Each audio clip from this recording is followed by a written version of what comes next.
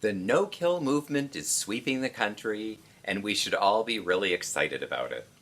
This map shows all of the places in the country where all of the animal shelters have stopped killing healthy or treatable pets, which is great news because not that long ago there weren't any of those. Today, there are more than 140 cities and counties where all of the animal shelters are no-kill. But what does that mean? How did they do it? And what's taking all the other animal shelters so long to catch up? Well, stick with me and find out.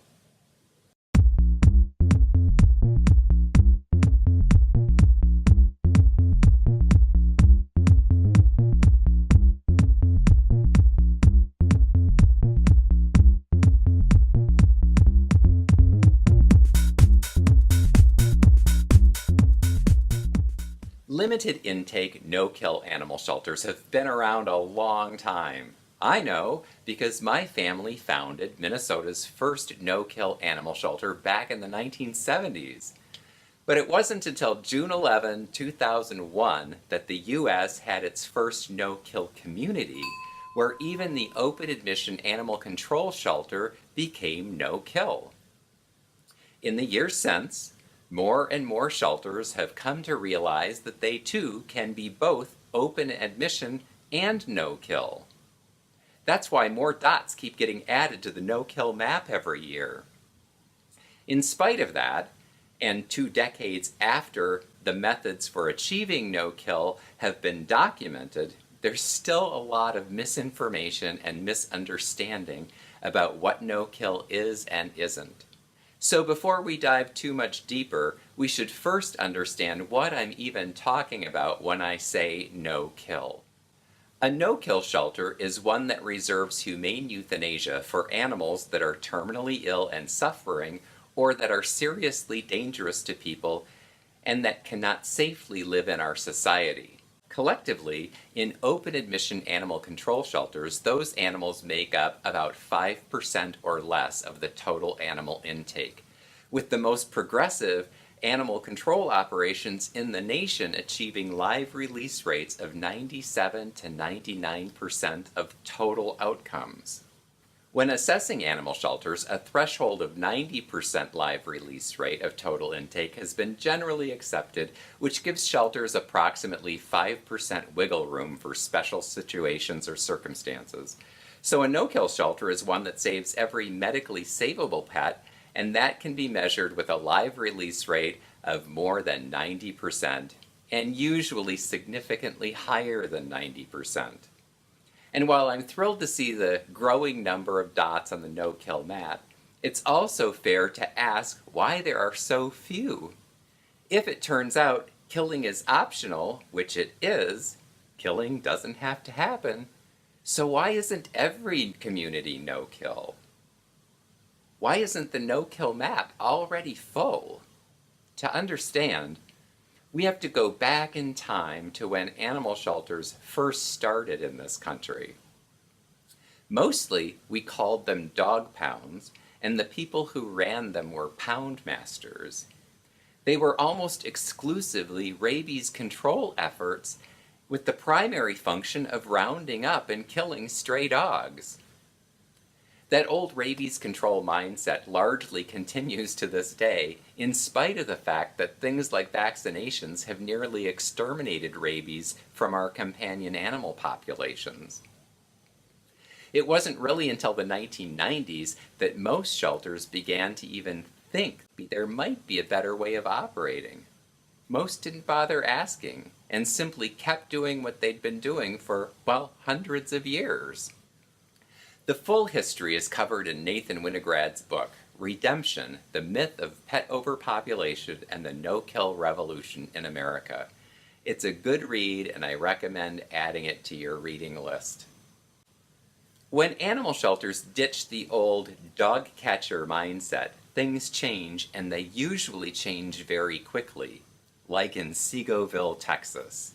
There, the animal shelter was a hot potato. Because of the high kill rates, no one wanted to run it, and as often happens in different places, control of the shelter was being passed around from one department to the next.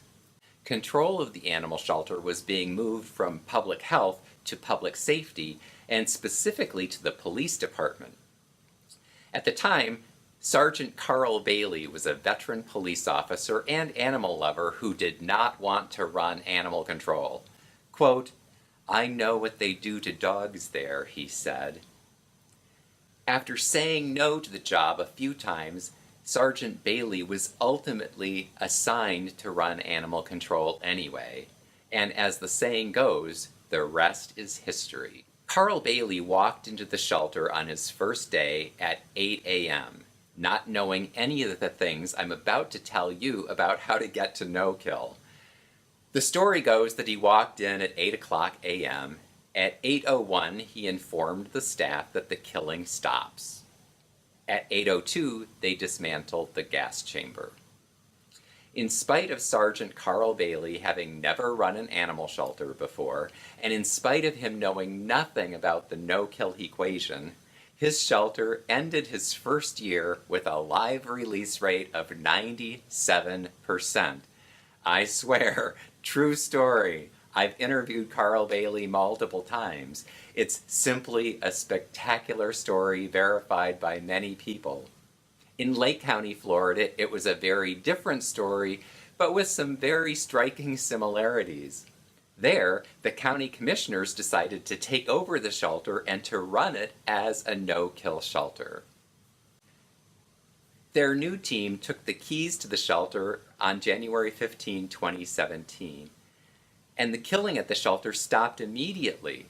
2 years later, the shelter maintains a live release rate in the 95% range. It's such an interesting story that I recently made a mini documentary about it called Boots on the Ground, the Lake County No-Kill Story. You should check it out. Though the stories about each of the places that have achieved no-kill are all fascinating and uniquely different, they all actually follow a similar path. Understanding that path can be helpful to the communities that have not yet made the switch, because it's the path that they will likely follow to get there too. It all starts when people begin to realize how much killing is actually happening in their animal shelter. Animal control outcomes have a miraculous way of flying under most people's radar, in part because animal shelters don't exactly go around publicizing their disposal side of their operations. The industry itself, in fact, has worked to cover it up or minimize it since its very beginning. But increasingly, people are finding out about it and it upsets them. More than 90% of Americans surveyed, for example, believe it should be illegal for animal shelters to kill healthy pets if there's a viable alternative. So the traditional animal shelters become these hot potatoes that no one wants to deal with. Elected officials don't want to be associated with them, and department heads don't want to oversee them. They get bounced around, or staff gets replaced. They move from department to department, or they get ignored, pushed out of people's mind, pushed aside. Stress and struggle all around the shelter builds until eventually the leadership changes.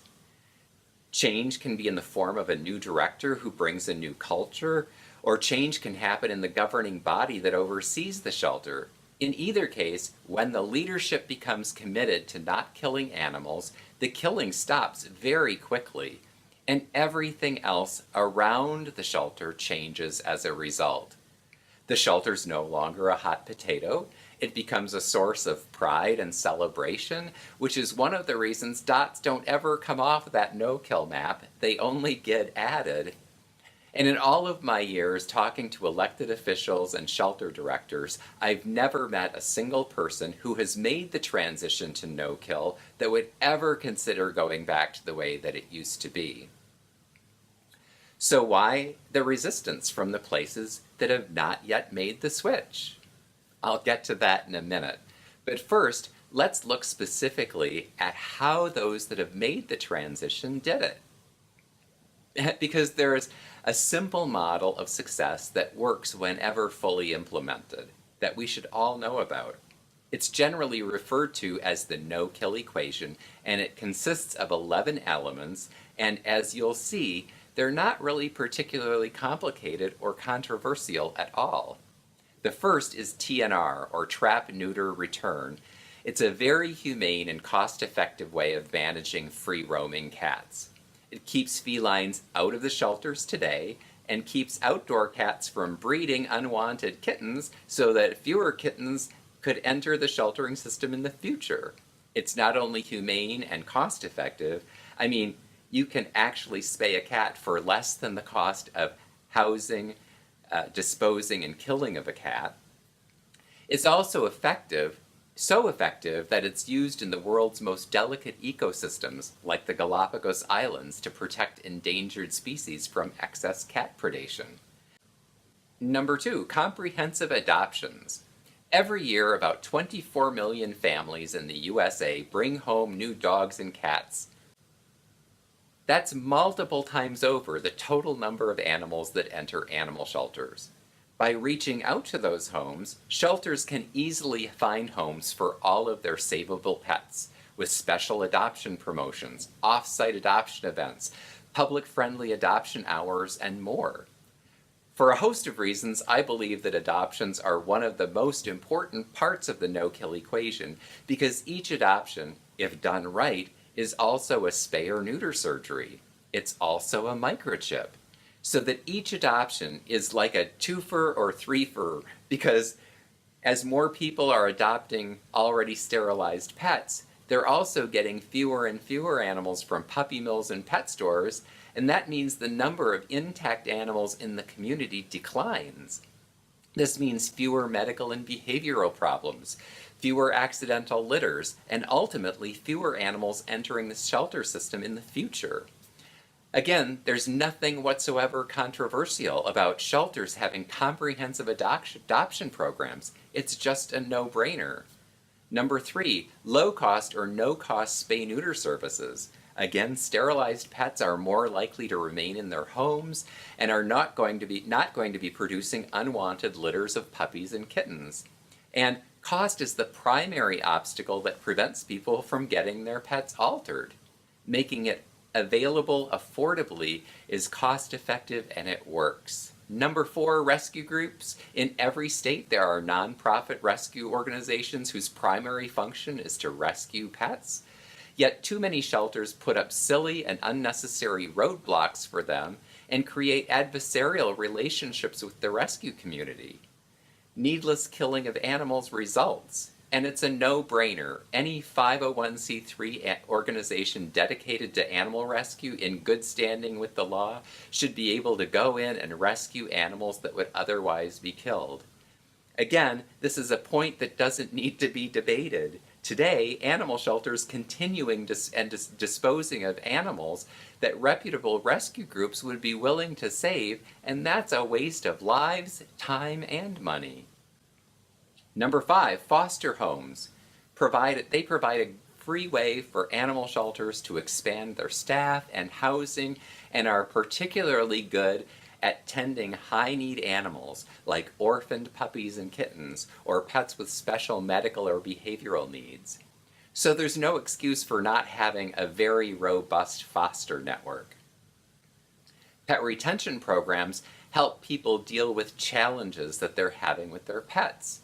Today's most progressive shelters are even rebranding their intake areas as pet help desks, where trained staff work to counsel people to help them become better stewards of their companion animals.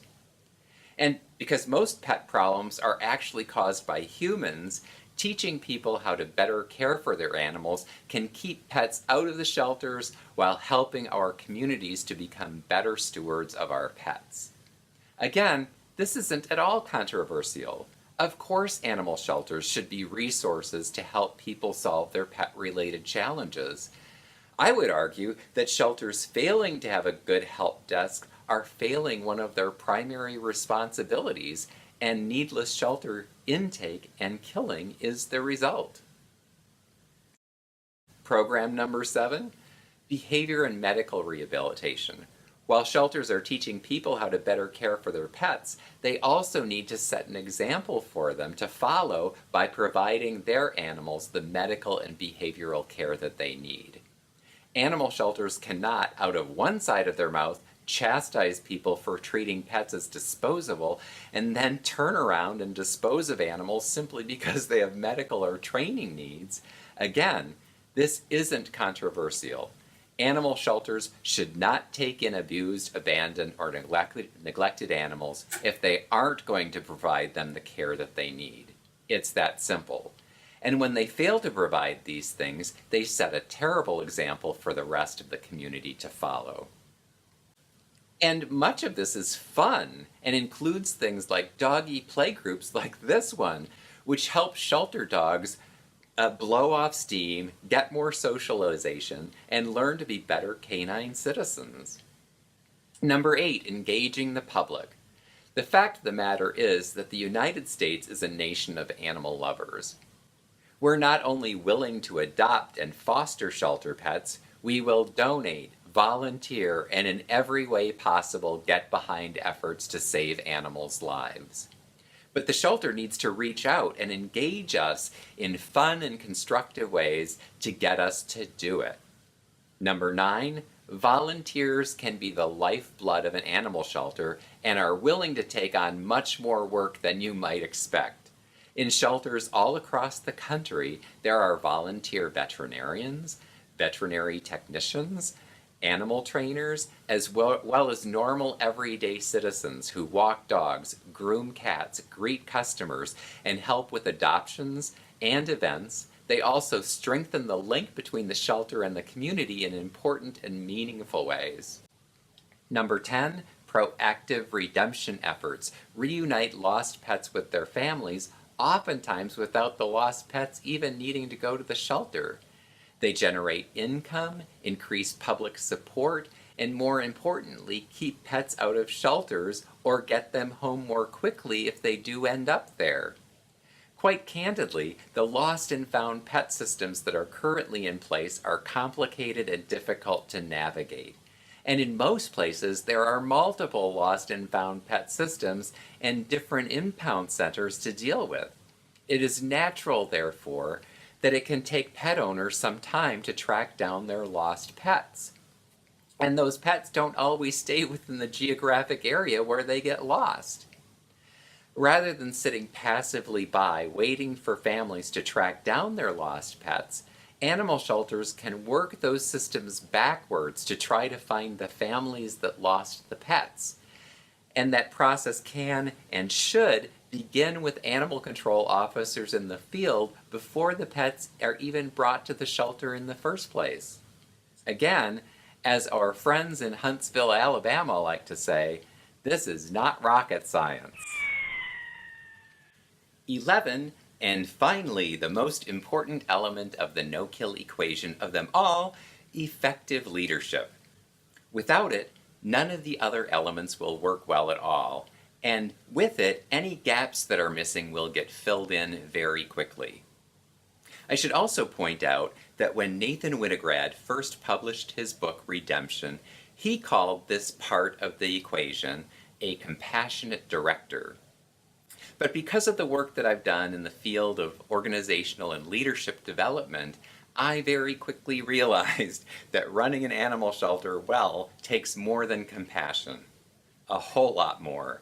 There are, in fact, 22 core leadership competencies that are mission critical for success. Compassion is one of them, but it's only one of them. All 22 are needed. The director also isn't the top dog. In a nonprofit, the director is overseen by a board of directors who are accountable to the donors and members. In a municipal shelter, the director reports up the food chain through a city or county manager and to a city council or county board. They set the vision and direction for the shelter.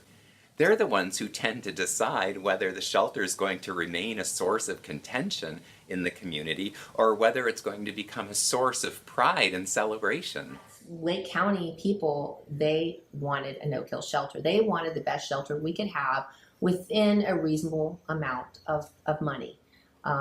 So I think that drove the election to a certain degree because it became an issue that it motivated people to pick a candidate based on who wanted to see changes at the shelter.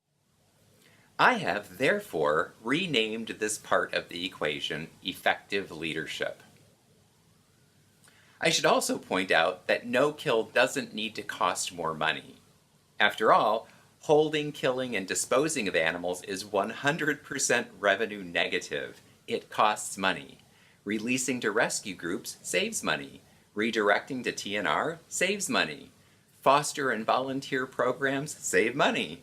Adoptions generate revenue, and proactive redemption saves money and generates revenue. For all of these reasons, the no-kill movement is sweeping the nation, and it's why I like to say that animal sheltering is only going in one direction. Not long ago, there were 0 dots on the no-kill map. Now there are more than 140, and every year more dots get added to it. It also turns out that once a shelter transitions to no-kill, it is no longer a hot potato that it used to be. All of the division, all of the fighting, all the distress disappears. And once it's gone, there's little left to fight about. And the leaders who made no-kill happen are generally thought of as rock stars. The only thing keeping communities from changing is fear, it turns out. Psychologists like to say that people of all kinds nearly always resist change, even if it's for the better. It's like fear of change is built right into our hardware, and organizations or institutions resist change even more than people do. But fear of change is a silly reason to keep killing pets when there are so many humane and viable alternatives readily available today. So if you're in a leadership position at an animal shelter, what are you waiting for? Start your transition today. I'm here to help. If you're a person who wants to see your shelter transition to no-kill, be sure to like and share this video with your shelter leadership and ask them to join the no-kill celebration. If all these communities can achieve no-kill, yours can too.